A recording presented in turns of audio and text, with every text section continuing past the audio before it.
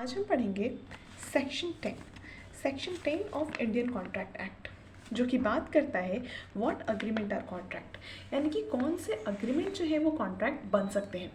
तो बोलते हैं कि all agreement are contract if they are made by, जितने भी एग्रीमेंट है वो कॉन्ट्रैक्ट बन सकते हैं, पर शर्तें वो किस चीज़ से बने होने चाहिए। ये 4 पॉइंटर्स हैं।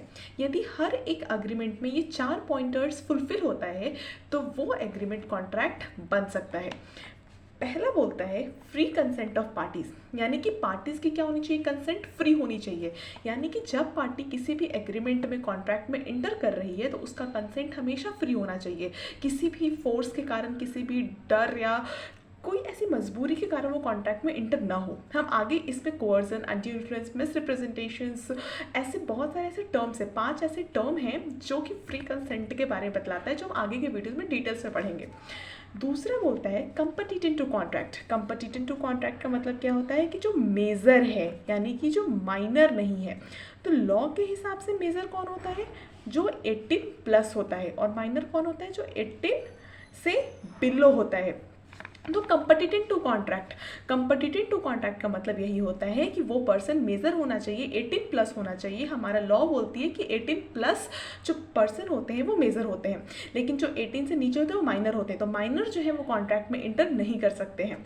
आया समझ में। अब आता है लॉफुल कंसिडरेशंस, यानी कि जो कंसिडरेशंस या फिर जो ऑब्जेक्ट आप अपने कॉन्ट्रैक्ट में रखेंगे वो हमेशा लॉफुल होना चाहिए। यदि आपका कंसिडरेशंस या फिर ऑब्जेक्ट इलीगल होता है, अनलॉफुल होता है, तो वो कभी भी एग्रीमेंट जो है वो कॉन्ट्रैक्ट में कन्वर्ट नहीं हो सकता, वो वॉइड हो जाता है। इसीलिए हमेशा आपको क्या रखना होगा, लॉफुल कंसिडरेशंस। लास्ट बोलता है not declare to be a void, यानी कि इसे कोर्ट जो है वो वॉइड बस घोषित ना करे।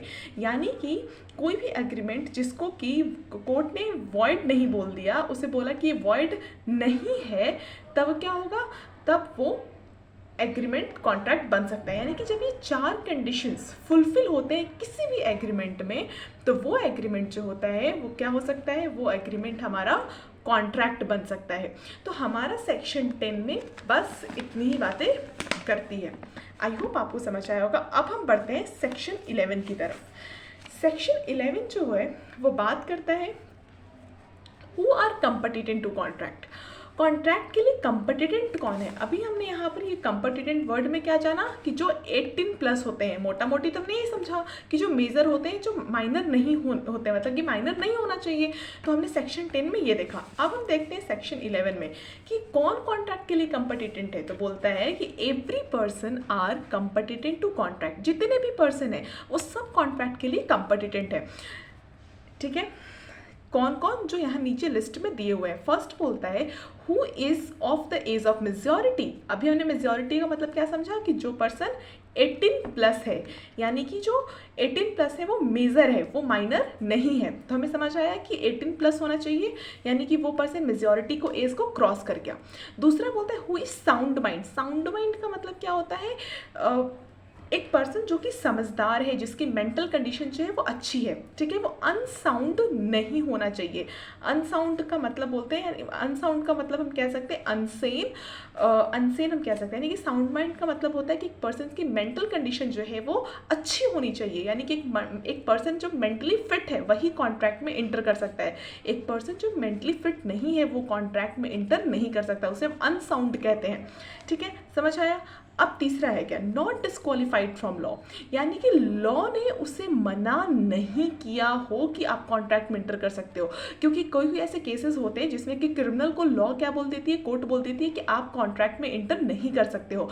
तो इसमें यही लाइन बोलता है कि लॉ ने उसको डिस्क्वालीफाइड नहीं किया हो, मना नहीं किया हो कि आप जो है वो कॉन्ट्रैक्ट में इंटर मत करो। तो ये 3 कंडीशन है, ये 3 कंडीशन यदि फुलफिल हो जाते हैं तो आप कॉन्ट्रैक्ट में इंटर हो सकते हैं।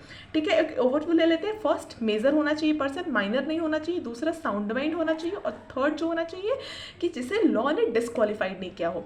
आई होप आप सबको सेक्शन 10 एंड सेक्शन 11 अच्छे से समझ आया होगा। तो please like, share and subscribe. यदि कोई प्रॉब्लम है तो please comment below. Thank you.